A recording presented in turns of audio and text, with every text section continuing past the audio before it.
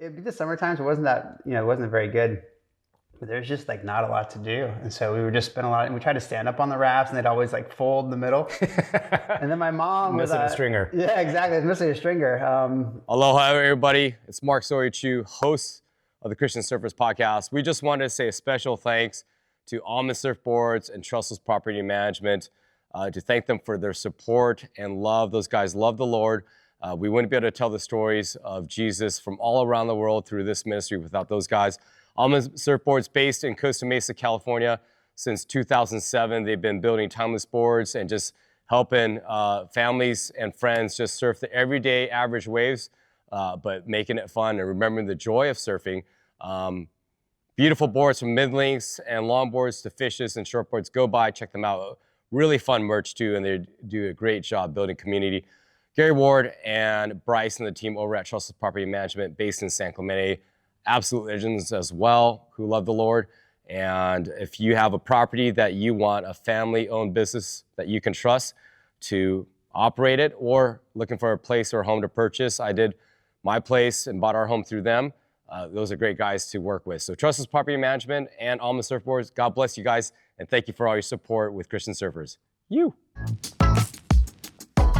Hey guys, and aloha. It's Mark Sawyer-Chu, your host of the Christian Surfers Podcast, Talk Story, where we talk Jesus and talk with surfers that love Jesus. Please tune in to hear some amazing stories of faith and the kingdom, and we'll see you soon. Ladies and gentlemen, friends and family, brothers and sisters, welcome to the Christian Surfers Podcast with Mr. Will Tant in town right now at the best and probably most professional podcast studio we have ever had on the Christian Surfers Podcast. Will and Clarissa's brand new home here in Flagler. Will, thank you so much for having us in your house in the midst of your moving and your construction, the generosity of you and your amazing wife, Clarissa, who has spent the last 2 days helping us set up for this podcast, or at least the last 2 hours. She's amazing. Her attention to detail. She is. She's phenomenal. Yeah. You guys have balanced each other well. And we wouldn't, if people could see Are you saying that I don't pay attention to details? No, not at all. But she's amplified that well. And if our listeners and readers could see the contraption that she has built, where it's almost like COVID just hit yesterday, and we built some sort of stand behind everything so that everything looks right. I love it. She's got us right up to level. She's got us lights. It's a cloudy day in Florida, so she's brought that. We couldn't have done pull this off without your wife, Clarissa. So Clarissa, thank you so much. And she prayed for us right before the podcast, which is the best way to start this off. And Will, we've been trying to get you on for a while, and God's almost moved you back to Florida to make this easier. So we're gonna talk about that journey, because you've had an amazing journey through your life. But where I first saw you was 20 years ago, when Brian Jennings and the Walk in Water crew, Nick McLean and our buddy, all our friends, Matt Kessel's that crew, came out with Noah's movie, Noah's Ark. And that was and I was in LA at the time, about 20 years ago, helping out with Christian Surfers South Bay, the chapter there. And I was like, who's that awesome, handsome looking brother on my DVD player right now? And when people think of Flagler, I think people think of a couple names. Frida Zamba, and now the new younger generation, Ryan Huckleby, Rasta Rob, and Taiko Tran. But your name has always been synonymous with Flagler and your family. And I know you moved away for a long time, and we're gonna talk about like what's brought you back to this community. But your family's been just so iconic in this community, so embedded with that contest you run for your brother, the Tommy Tant Memorial, which is arguably the biggest surf contest in the area. And we had the opportunity to be involved from American Surf Mag last year, and you were so kind to let us come in and to see the movement and the relationships that you have built in this community is just a testament of God's love. Really? But let's go back to the beginning. Born and raised in Flagler? No, I moved, I was born in Columbia, South Carolina. Okay. Yeah, born in Columbia, South Carolina, lived there until about the age of and then moved to North Carolina, and we lived in Hendersonville, so in the mountains. Oh, wow. Until about the age of 9. And then 9 years old, we moved, my family, my mom and dad and my brother and I, we moved to Flagler Beach. And so first time at the coast at 9. Well, no, we did like a couple trips to the coast. And so I'd seen the ocean before. But this is, obviously my parents ended up renting a house right on the beach. It was a 2-bedroom house. And it's right near my parents' house where they live today. Yeah. And so we rented a house there. And that was kind of the beginning of my brother and I's just relationship with the ocean. Is that when you learned to surf? Yeah. So we started off we had these little rafts that you get at like Walmart, and we started off on the rafts, and then we went like from that. High-end surf equipment. Yeah, it was like, and it'd be the summertime, so it wasn't that, it wasn't very good. But there's just like not a lot to do. And so we would just spend a lot, and we tried to stand up on the rafts, and they'd always like fold in the middle. And then my mom was missing a stringer. Yeah, exactly. It's missing a stringer. But my mom was a teacher at Seabreeze High School. Here? In Daytona Beach. Okay. Yeah. And so she taught down there, and she taught fashion marketing. And one of her students was a professional by the name of Stephen Est. And okay. Stephen Est worked at a surf shop. I think it was Aloha Surf Shop, I think. And so basically my mom and dad saw how interested Tommy and I were in surfing. And so she talked to her student, Stephen Est. And I can still remember the day of walking into that surf shop and Stephen Est helping us pick out 2 used boards. To start on. Yeah. Mine was a 411 Randy Richenberg twin fin. Mm-hmm. And my brother's was like a 5'4" Canyon surfboard with 3 fins. And we didn't understand the difference between 2 fins and 3 fins. We're just like, whatever. It's better than a raft, better than a door. But it was like, that was the beginning. Yeah. Yes, yeah.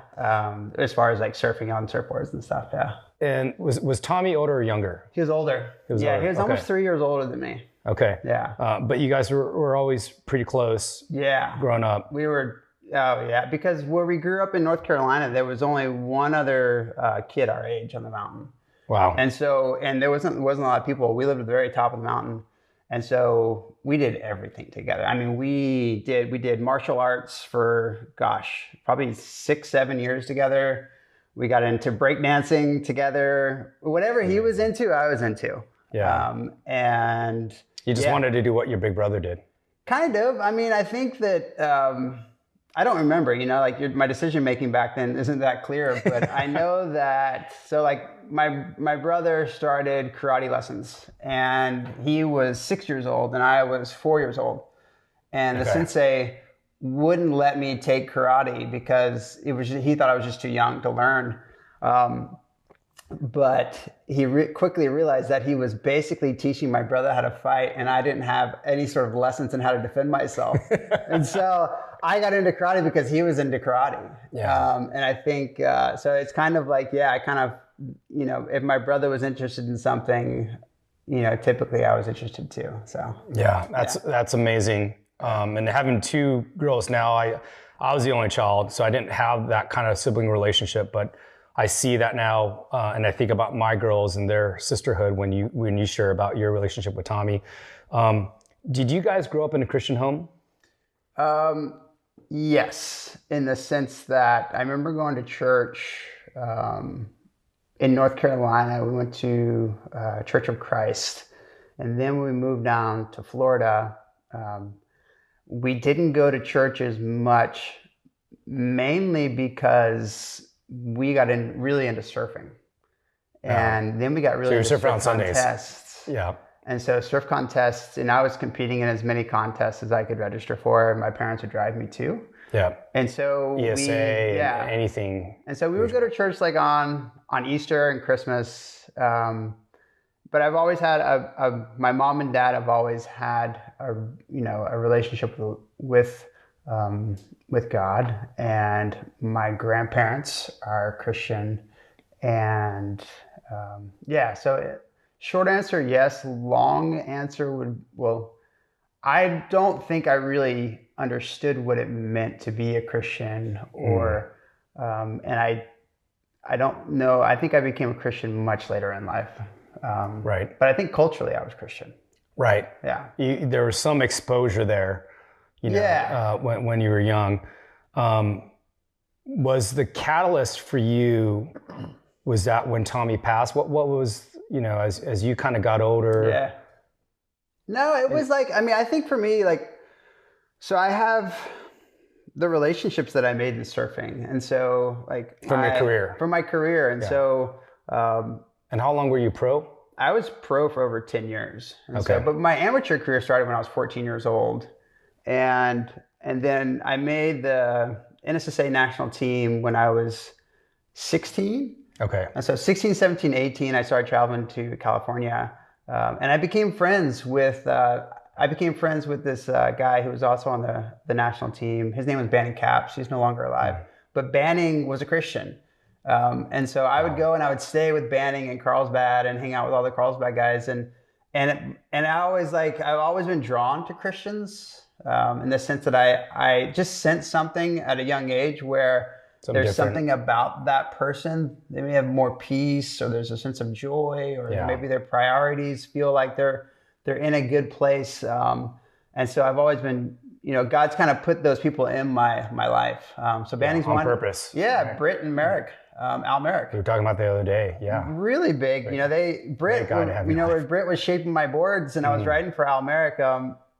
I think that he had always put these Thessalonians 2:14 or something like that. It wasn't just John 3:16. No, it wasn't. Verses you had to go look up. I had to go look. I had to go find a Bible, and then I had to go look at it. And so good job, Britt. Yeah. And so here I have, you have this iconic family in the surf culture. Yeah. And they are just planting seeds along the way. And I feel like a lot of people planted seeds, but I still don't think I was a Christian then. Right. I think I was drawn to. You were open to it. I was open to it, right? To a degree, But I think that surf culture has a rebellious ideology in it. Right. Just inherently from the roots. Yeah, I think I grew up listening to punk rock. You're always playing Pennywise Bro Hymn at the Tommy Ted Pennywise, Bad Religion, No Effects, like any of those. And I grew up in that culture. Right. And I think as a surfer, there was a brand at one time it was called Counterculture.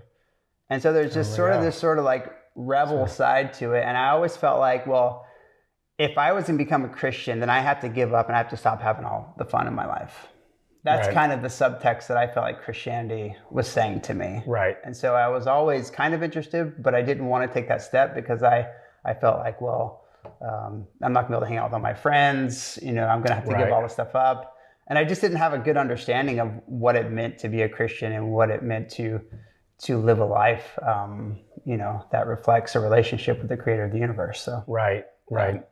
That, I appreciate you sharing that now. And there's still a lot of misnomer out there about that. And I love one of the things about Christian surfers and what we say is that you can belong before you believe. And we want people to feel welcomed and loved in Christian surfers, wherever you come from, no matter what skin color you are, what your background is. And so, thank you for being honest about that journey and that perspective that you had about Christians.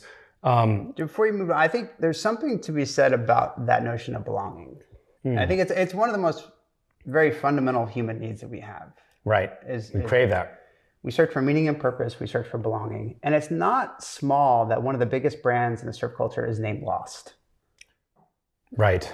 Yeah. Right. Because I think. And the meaning. I think that, and there's no sort of judgment there. I think that when we look at surf culture, we have to think about, okay, why would that be a popular brand? And why is it still a popular brand? And particularly, I think that looking at this sort of rebellious idea at the heart of surf culture, it's like Christians often refer to people who are not Christians as lost, right? Those are the lost. Right. And so it's not a small thing that this brand came along and said, you know what would be like a point of shame is actually a point of pride. And we're going to pride ourselves on being lost. Right. And that's not like and I think that I really identified with that. I really identified much of my sort of teenage years and growing up in surf culture is I was anti-establishment, anti-conformist. And I considered myself, like, I looked up to Archie. I looked up to Christian Fletcher. Yeah.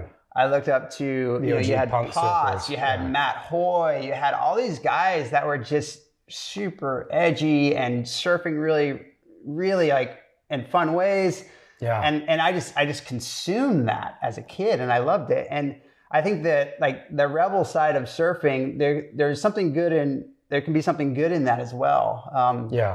But the problem with that kind of ideology is when it goes too far. And if you think about rebellion, it's like a rebel, it understands himself by what it's against. Right. Right? It has to rebel off something in order to be a rebel. Right. But once it doesn't have that thing, it begins to rebel against itself.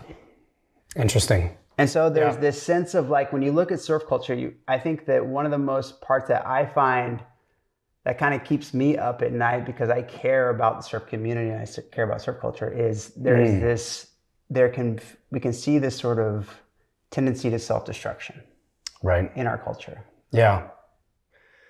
And you think about that, and it's like rebellion ideology, you're either rebelling against something else, but when you don't have that anymore, you begin to rebel against yourself.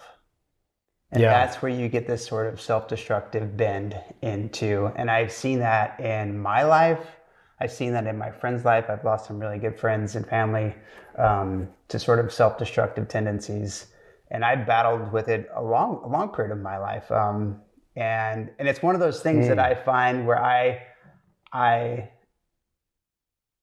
those are the kind of questions and the themes that I wrestle with when it comes to surfing.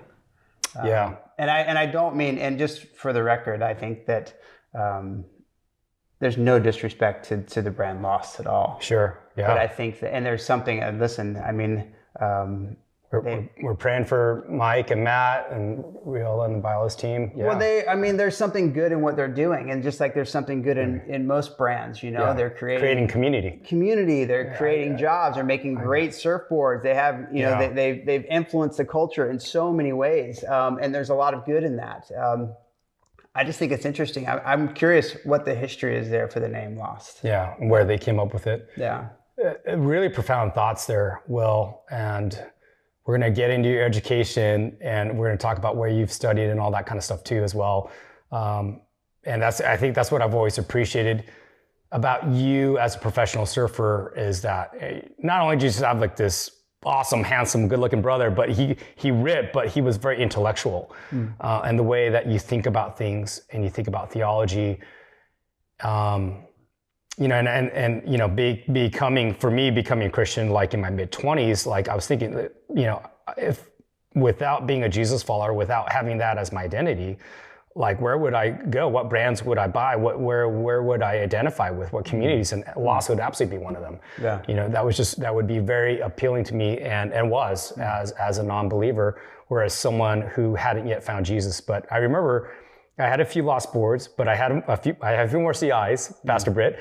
But I had a Lost board, and one year I actually crossed out Lost and I put found, which was really cheesy. But I actually, for me, it was significant because I was changing my spiritual identity.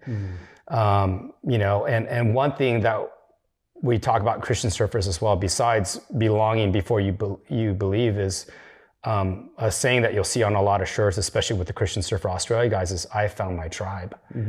And usually it'll be a cross and the form is like surfboards. And that is, I found a community, I found a belonging. And regardless of what you believe or what everyone's background is, whether you're Christian or not, like we all want to belong to a community. Oh yeah. I mean, it's like I said, it's one of the deepest human needs. And I think as far as if you are a Christian and you're trying to reach non-Christians, I think that, so I've thought about this, like if I took your phone, right? Yeah. I took your iPhone and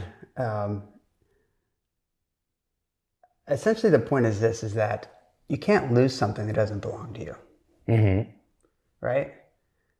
And so I think there's a much better way to talk about Christianity along the lines of belonging rather than being lost. Right. A different perspective. Yeah, of how because it's like if you can refer to people as lost, then there's a sort of moral superiority in it. That's sort of the subtext, which is completely antithetical to Christianity. Right. But there's this sense that if you're a Christian and you want to talk about your faith, talk about belonging. Yeah. Because ultimately, Christianity is saying that God is the creator of every single person. They belong to him. The reason why we can call something lost is because it belongs to us. If it doesn't belong to us, we can't lose something. Yeah. And so when it comes to how we think about, as Christians, how do we talk about our faith? How do we talk about these things?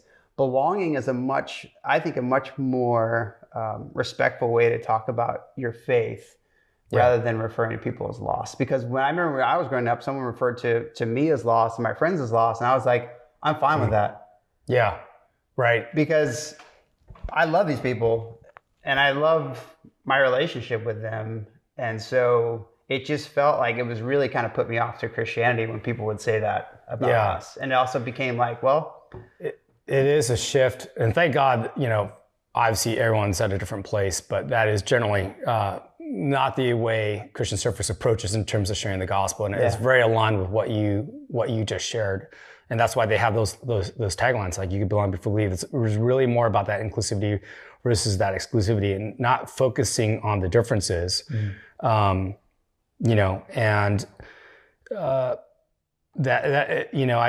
religious Christianity, or obviously, churches or people that have a little religion, it is, we have to be careful, right, how we share that, and not to come from a place of judgment, because we know that love conquers all.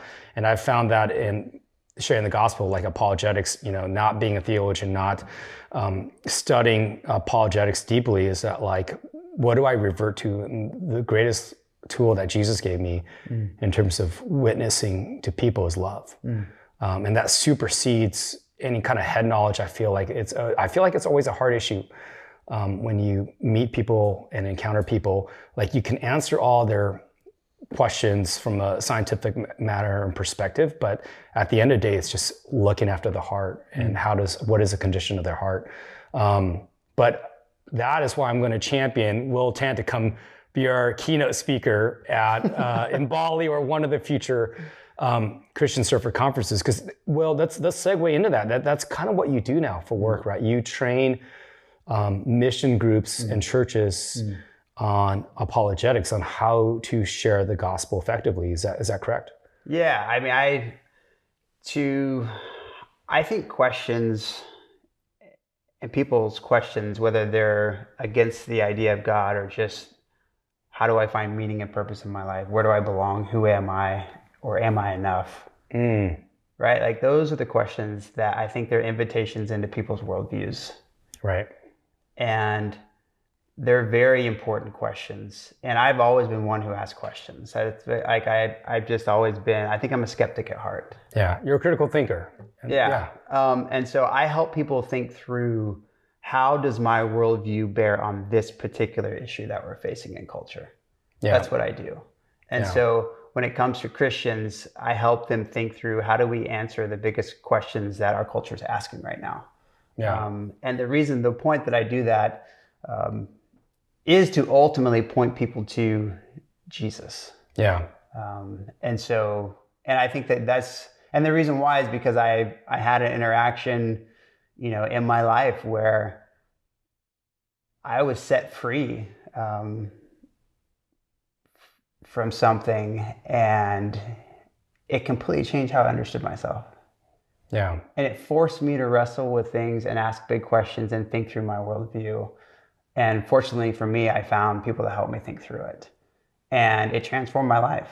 Amazing. And that's what I love. I love to either do that. So I help, I can give speaking, I can do, public speaking, I can do one-on-ones. But I help people. How do you answer difficult questions? How do you begin to answer these questions that come, like, for example, I lost my brother when I was 20. I just turned 22. Were you still a pro surfer? Still a pro surfer, yeah. And we can get to that story, but the idea that there was an all-powerful, good God was a problem, because I just lost my brother. And if God is all-powerful and all good, then how can he allow something like that to happen? Right. And so it wasn't a theoretical question for me. It was a personal question. And I help people answer those kind of questions. But in order to do that, you have to understand where the question's coming from. When that happened to you? And so growing up here and on your career as a pro surfer and traveling and growing up with guys like Matt Katsolis and AJ and Flagler, and it's so amazing to see all you and fall in the Lord. And then, you had Matt Beecham up north at the Outer Banks and Noah Snyder, that whole crew, right? You were traveling with those guys. You had a lot of gospel influences, as you were sharing earlier. When that moment with your brother passing away, I feel like you could almost see that story arc there, right? Of God kind of like his fingerprint in your life. But that was that the impasse for like, hey, is this really real? Let me press into finding out, is this Jesus stuff real? And or were you mad at him at that moment thinking, my brother's died. Why would a good God allow a bad thing to happen? Yeah. I mean, so I think when my brother passed away, I was actually in Hawaii. Okay. And so I was there for the season, like all pro surfers go. North Shore. To the North Shore. Winter. And I was actually staying, it was me, Peter Mendia, Asher Nolan, Barrett Knowlton, and Kevin Welsh. And we had rented a place, I think in Turtle Bay. And so we were there for like a month and a half, and I had just gotten there. Yeah. And I got a call in the middle of the night, like the third day we were there. And my dad called, and then I would never forget, like Kevin, who was a photographer at the time, a really great photographer on the East Coast. He came in and said, "Hey, Will, your dad's on the phone." And I think Asher was in the bed across from me, and we were just sharing this little room. Yeah. And my dad told me, and he was just like, "Son, I'm so sorry. Tommy passed away. You need to come home." And I didn't have a relationship with God. Yeah. At that point. I think I was like culturally Christian. I think I went to church a couple times a year, and and so it wasn't like and so it's not a great time to start a relationship when you're in a crisis. Okay. Yeah. It's not, because you're crying out to a God that you don't really understand. But I think the God that I wanted was a God that could actually be big enough for me to ask a question like that. Yeah. And so I walked out, and I was just upset. I was in tears. I was on my hands and knees, and crying out. But I've said this before. I was crying out to a God that I didn't really believe in. Interesting.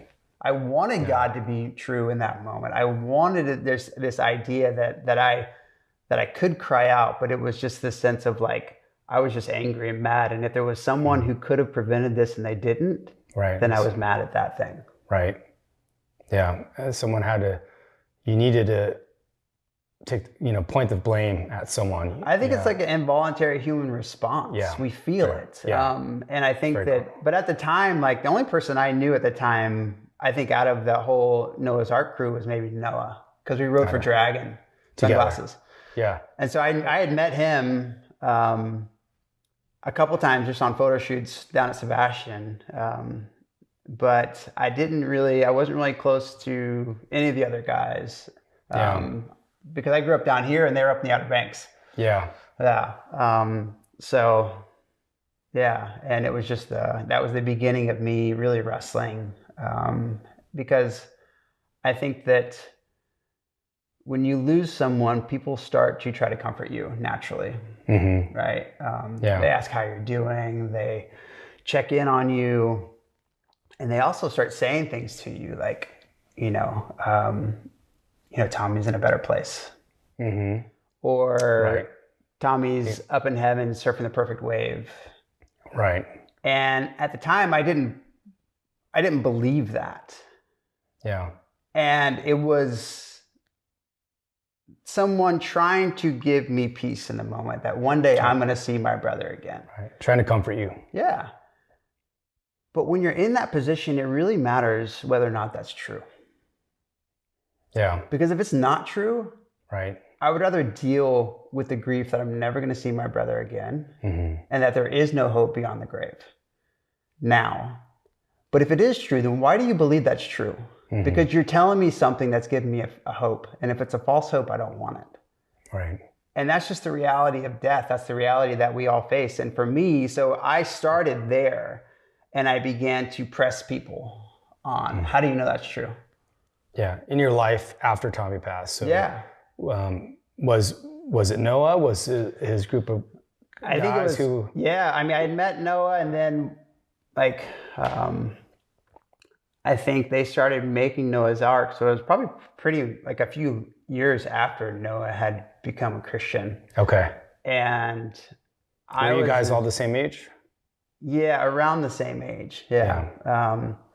And I was in Hawaii again, like a couple of years later, and I ran into Matt Beecham. And I kind of knew Matt, but I didn't know Matt. But he invited me to a Bible study. On the North Shore. On the North Shore. And it was him, Noah, Jesse, Nick McLean. They were like, there was like 12 guys living in a 1-bedroom place, you know. You're like, where's my dad? Yeah. And to be at that time, I was in a really dark place.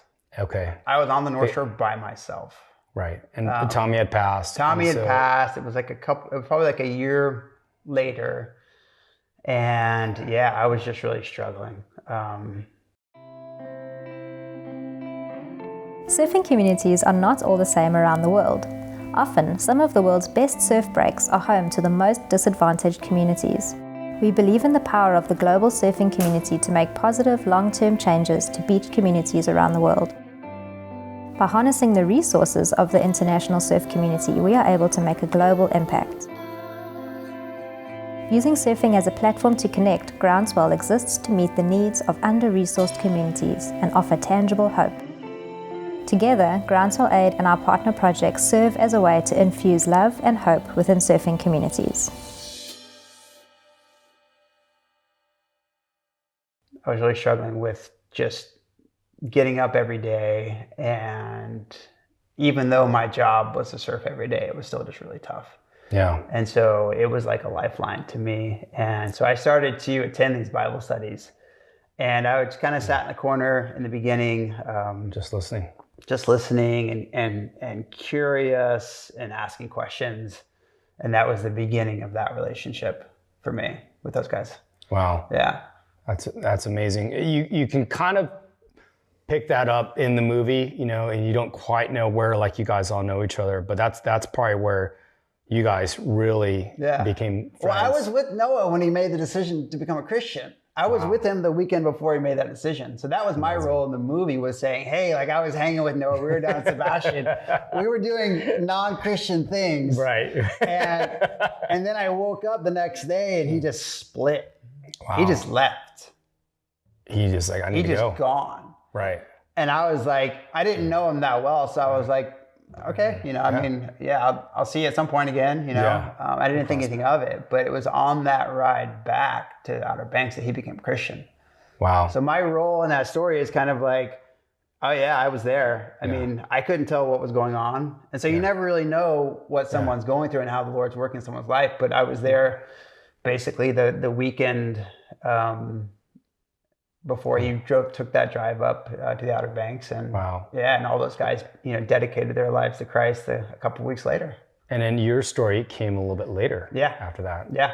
Yeah. So Nick wanted to document, like, hey, you play a really important role in this story, and I, at the time, like, this was probably 2 years later. And at the time, like, Nick came. He came here. I was in Flagler Beach. I had quit surfing. Okay, you wanted to retire from your career? No. I was 24, and I just couldn't do it. Was it because of the struggle after Tommy? Yeah, I was just struggling with that, and it was another relationship that ended my life, and I was just like, I lost the joy of surfing. Right. And it was so strange because surfing has always been a place that I've gone for comfort and a place of joy. And it was the first time that I experienced the pain that surfing couldn't take away. Right. And so I didn't know what to do. And I didn't want to waste time being a pro surfer if I wasn't going to be able to be fully into it. And so, you know, I walked away for about 1.5 years. Cold turkey. Yeah. I mean, and not many surfers can do that. Yeah. Well, and Nick came down like in this sort of season. Nick came down Flagler. and asked me. Yeah, he was like, "Hey, like I need you to tell a story about Noah. You know, like you got to talk into this moment before he becomes a Christian, and like you're the only person we have." And I'm like, I kind of believe in God. I kind of don't believe in God. Did you know it was going to be a Christian surf movie? Yeah, I did. But I'm not like, if there's B-roll in that film where I'm like, if you actually listen to my response to the questions that he's asking, you can tell that my view of Christians is not very high. Right. In the film. Yeah. And where you were at maybe at that time. And it's something that it just, I was a human soul struggling at that point. Wow. And I was trying to figure out and search for meaning and purpose in life. Yeah. Yeah. Which is why it's so important we need to do a sequel. To see what God has done in your life and the other guys too since then. Because you know, when I watched that film 20 years ago or so now, like you didn't know, you just assumed that all you guys were like best buds and all you guys were Christian and all you guys just kind of grew up surfing together. Yeah. You know, but you can see now the backstory of like the interwovenness, right? But still very different journeys. But I don't, those guys and their story and the genuineness of their invitation into community, regardless of where I fell, whether if I became a Christian or not, like they played a really vital role in me becoming a Christian. Yeah. Yeah. Well, so let's talk about that season then. So it's a couple years after Tommy's passed. You're running into these guys. Nick's coming down to Flagler. You're running into these guys. You're going to their Bible study in Hawaii. What was the point where you're like, you know what, this Jesus thing is real, and I need to really go all in? I don't know. Like I don't have one of those. Like it was more gradual. Well, it was like I was kicking and screaming the whole time. Right. For years. For years. And I say that only because of this, you know, I was diagnosed with a heart condition in my early 30s, and that's what ended my career as a professional surfer. Is that what Tommy lost his life to as well? Yeah.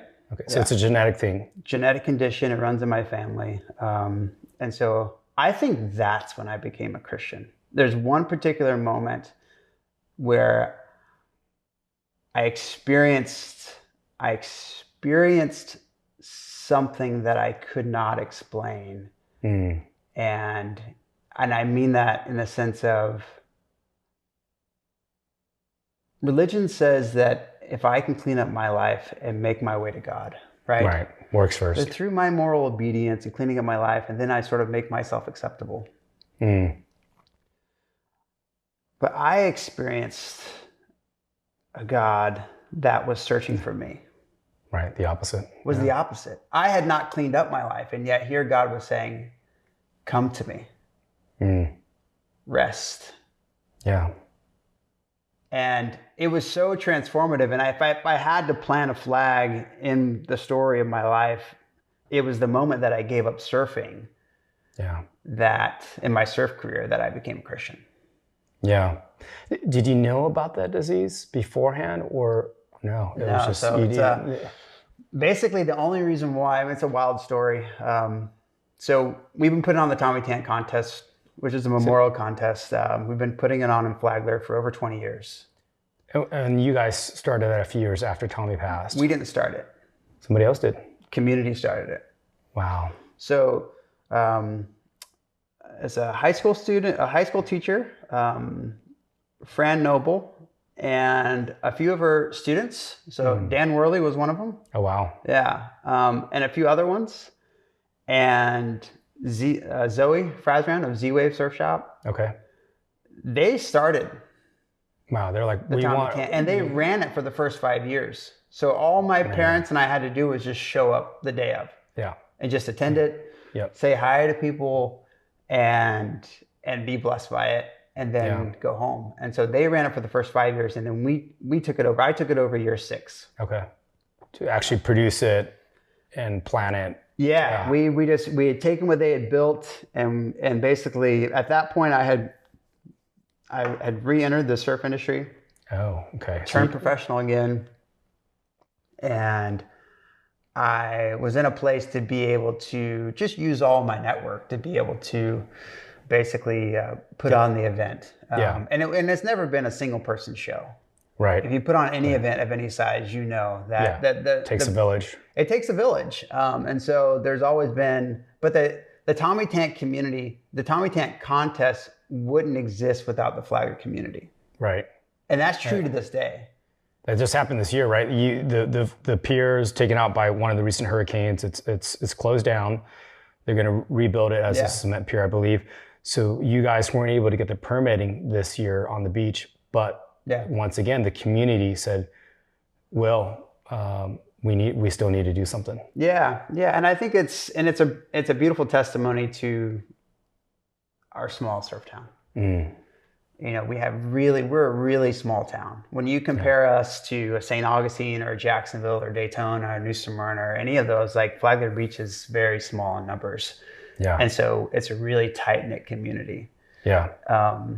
And so when it comes to experiencing the tragedy of losing my brother, we didn't know he had the heart condition. He died in his sleep. So all of us were shocked by it.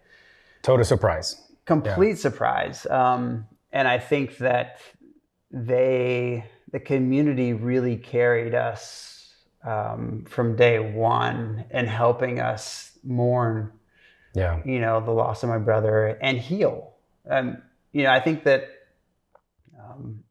having a memorial event for someone and having it annually is almost like you have a wound and you wash it out every year. And it's able to bring healing because it allows you to mourn with other people. Yeah. It allows you, and that in itself is a much better way to mourn loss. And so there's so many sort of things. And so, but yeah, the contest. Mourn with, like the Bible says, with your brothers and sisters and rejoice. When you know. Yeah. I mean, I think that now that I'm a Christian, right. I think that we're given an opportunity to be able to live out a worldview that says death doesn't have the last word. Right. It can be life. It's one of the most, I don't know of another worldview that brings so much hope into loss. So much that can bring this sort of idea that human life is sacred. Like there's no other worldview that actually anchors that claim in a moral framework than the Christian worldview. Right. And so when we put on this event and each year, it's like we're allowed to be able to reflect that hope, reflect this idea that there's a creator that has done everything he can to make it right. And it's a beautiful, and it's the best story ever told. Yeah. It is literally the best story ever told, and it's a beautiful narrative. And so to couch that in this idea that, man, like human life is sacred, and that when we lose someone, we should mourn, we should come together, and we should celebrate the beauty of their life, how sacred it is, how we feel this loss. We've lost something of such immense value, and that life is special, that literally today, as we join together just to do something that we love to do together, that in that there's so much value and worth, and it's worth celebrating. It's worth stopping and saying, hey, we're going to rally together. Yeah. Whether we have a contest or not, whether we have jerseys on or not, we're all going to meet at the beach. We're all going to surf together, and we're going to spend time together. And that has so much worth and value and meaning and flourishing. We flourish. I mean, we're happier beings when we're in that environment. There's a reason. It's because that's what the environment we're meant to be in. Yeah, it's a huge testimony, Will. And I've only been to, obviously this year I went to the gathering, but it wasn't like the official contest. I got to see it in full force last year. I had always heard about it anyway and always wanted to come. It's a little bit easier now that we live here in Florida, just north of you. But it is a testimony to see how you interact with the community, the way that you point to the gospel on the mic. and just what we talked about earlier in context, just never ever from like this condemning kind of lost point of view, but talking about it in the worldview that you've been sharing of the meaning, bringing it, asking those hard questions with these guys, and Russell Robb and those guys that led it this year, just like saying on the mic. It was super windy that day, but I could hear you talking, and you didn't actually have a mic this year on the beach, but you just kept going back to the meaning of life, that everyone has a purpose. And there's a place where they came from and a place where they're going to go, but the value of life, and that is just getting them to think about that. Because I think we talked about this earlier, the majority of the people that come to the Tommy Tant Memorial Classic event are not believers. And so for that, I know you have impacted and planted so many seeds, probably more than you know. So let's go back a couple years after Tommy's passing, and you gave your pro career. You found out that you had that car condition. You got back into it, running the contest. You had those connections. You were gone for 30 years, essentially, right? From Flagler. From Flagler, yeah, right? Yeah. And you've really just, you and your awesome wife, Clarissa, just really recently moved back in the last few months. You were in Atlanta for a few years before that, working with some ministries up there. But you were in New York, you were modeling for Nautica, I believe. I think that's where Dean Plumley, Pastor Dean and I originally connected me with you. And then you were, I think, going to school up there at Columbia. But I know you went over to Oxford, you did UK, you did some time over there studying as well. You go to these Christian surfer events with Phil Williams out there, and he says hi. So you've had that continued experience with like these different Christian surfers all over the world. What kind of brought you back to Florida after kind of wrapping up school and career abroad and up north? I think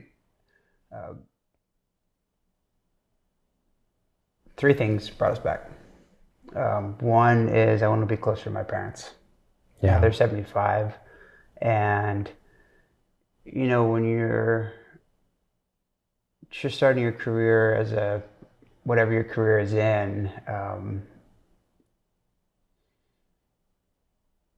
you kind of understand yourself in a way that's really related to your career, and so I prioritize. Like for me, when I turned professional at surfing, I was just fully in, and so my identity and my meaning and purpose was really wrapped up in pursuing, athletic excellence to a degree. I love surfing. I've always loved surfing, and I kind of gave my life to it. And at the expense of that was just relationships. So I didn't spend a lot of time with my family because I was out pursuing my goals, and they were fully supportive. My brother was one of my biggest, supporters and champions. So, but I think that I got to a place in life where I got married 2 years ago. And praise God. Yeah, praise God. And my wife Clarissa and I, we just started to just sit down. And when you get married, it's all of a sudden how you understand yourself changes, how you understand your roles and responsibilities change, and then you begin to really kind of look at your life and you consider, okay, when I'm hanging out with my mom and dad, there was just a source of meaning and richness that I know one day I won't have. Yeah. And one of the biggest aches in my heart when my brother died was that, I moved away from Flagler, I think when I was 18 or 19. Yeah, just after high school. Yeah, right. and I moved to California, and I once my brother passed away, it was too late to spend time with him. Right. It was like this moment where I realized that I was so focused on chasing my goal. Yeah. That I sacrificed time with him, and it was too late. So for me, I think that spending time with my parents become really important to me, even though we're promised eternity with one another, that there's still such a richness in it, and I think that, for me, it's a change in how I understand myself. And So that was one reason. The second reason is we want to be in community. I think we lived up in Georgia and we lived in like this nature preserve. So it was like me, my wife, and the squirrels and deer. We're a ton of waves out front. Yeah, and there wasn't any waves. But I haven't surfed in a long time. I haven't been near the ocean for, over 10 years as far as living anywhere near the ocean. Even when you were in the UK? I lived in England. I lived in England for 5 years. I was right in the middle of England in Oxford. Yeah. Before that, I was in New York for 10 years. Yeah, it's before we had wave pools. Yeah, so it's like, I wasn't, so it's, but I wanted to be in community because we are a small town and I have lifelong friends here and that really brings a lot of meaning for Clarissa and I to be around people that have known me and that she's getting to know, and there's a real richness there. And we want to start trying to have a family. And I was talking to this really wise woman a couple of months ago, and we were talking about what it takes to raise a kid. Yeah, and it takes a village. And it's like, man, you're not meant to do this alone. No. And there's a richness to depending on each other and allowing your friends and people that have shaped me to be around, if we're able to have kids, to be able to help us raise our kids. And so it's just, those are the three reasons why that we can tell. There's probably other reasons that we can't fully understand. So sure. Yeah. And that's part of being human. But my wife Lydia is a midwife, and I know she would be happy to help where she can. Yeah. And then being a Florida immigrant, only being here for 2 years after California, San Clemente, and Orange County, it's interesting to see the globalization in the world and every place kind of get developed, right? Flagler, I feel, is one of those anomalies where it's obviously there's more people everywhere and you do see development happen, but on a relative perspective, it has seemed to stay a small, little, tight-knit beach town, relatively compared to the rest of the country or the rest of the world. And it's been amazing to see that. And I can, in the short time here, I've seen the impact that you and your family and Carissa have made. And it feels like just like this welcome home will thing. And it's so cool to see. And I feel like obviously the quality time there with mom and dad, but I just feel like there's this also maybe a spiritual awakening happening with you moving back, and I love and you can sense that with Flagler, right? You go to all the Board Riders events, and Flagler Board Riders is always like the rowdiest group there, and it's and I love that. That kind of energy is unique. Yeah, and that's it's pre-existed our family being here probably. I think that I think culture. There's a unique culture here in Flagler. Yeah, and it's a lineage. Like for me, growing up, I grew up. Looking up to Frida Zamba, Flea Shaw, Bob Lindsley, Mike Hoffer, Quinn Throne, Mickey. That was a generation ahead of me. Yeah. And then, my generation, as far as my brother's generation, and all my friends that are just so important to me. But it was this, I don't know, I put me on a surfboard and get me out next to the pier, and it's like, I'm probably the most comfortable there than anywhere else in the world. And so, but I think there is a real emphasis. I mean, you look at the guys we have coming up, and how we have some of the best surfers in the world coming from a really small town. Yeah. And and so there is a really unique culture here, an emphasis on surfing and pushing the sport. You got amazing. I mean, I surf. I get to surf a lot more now, which is great. But I paddle out, and I think I'm still so inspired by, the guys that are a little bit ahead of me. We got Ben Lacey, Jim Blumenfeld, Carberger. Yeah, and then you got the younger guys like Carl. And then you got Rasta Rob. Man, I was watching him surf the other day, and I was like, the way that he approaches a wave and the way that the maneuvers, it's just art, man. Yeah. So you got him, and then you have Uncle B.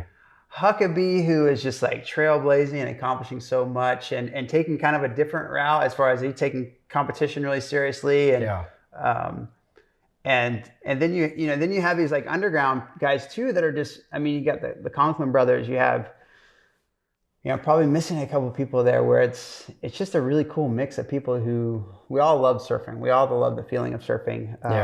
And it looks different depending on who is out there, but there's so much talent. But I do feel the sense of like, I care about them. Yeah.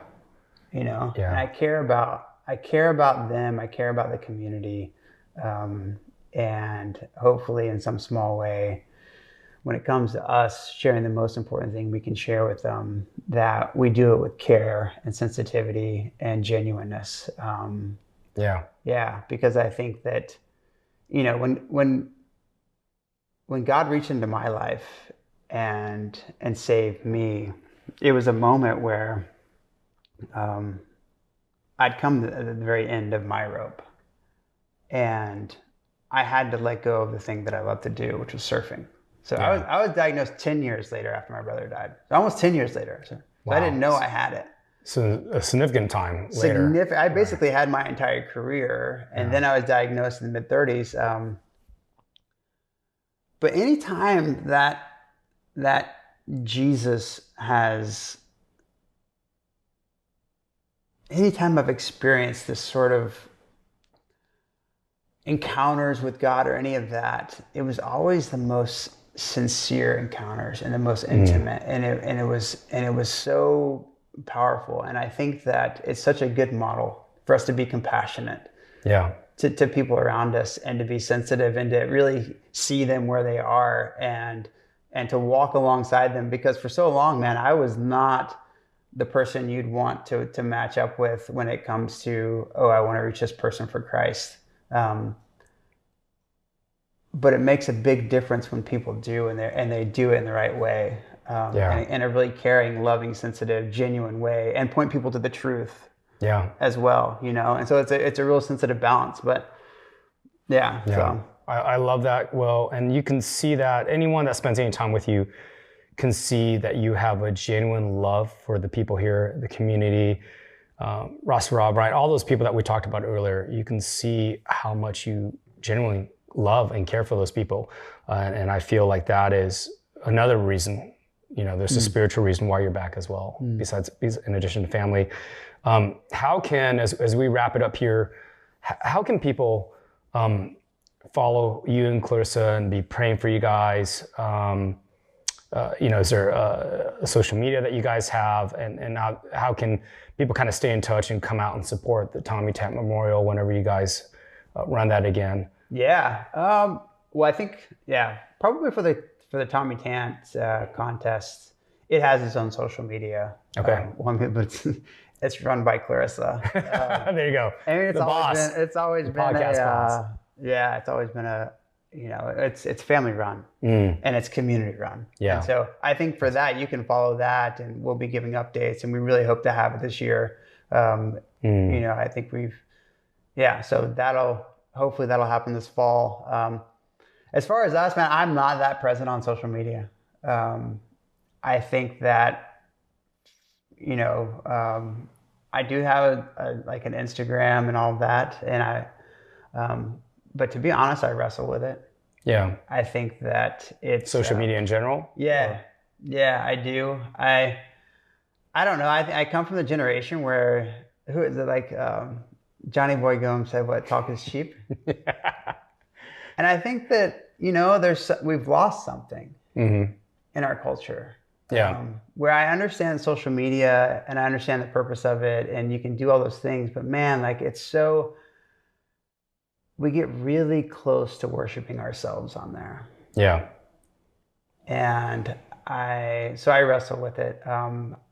You guys can just pray for our family and pray for our community, and more than anything else, man, I think that's just that we'll continue to grow in our relationship with Jesus, and and that's it, Amazing.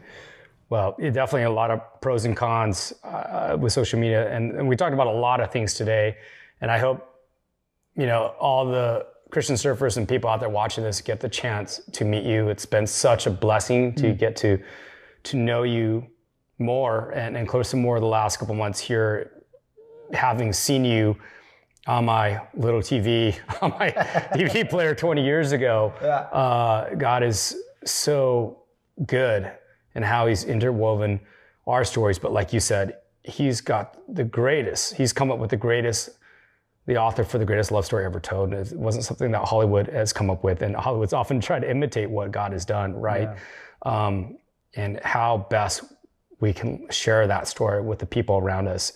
Well, Tant, God bless you. Yeah. Thank you for letting us come into your brand new home in construction, setting up the best podcast studio we ever had.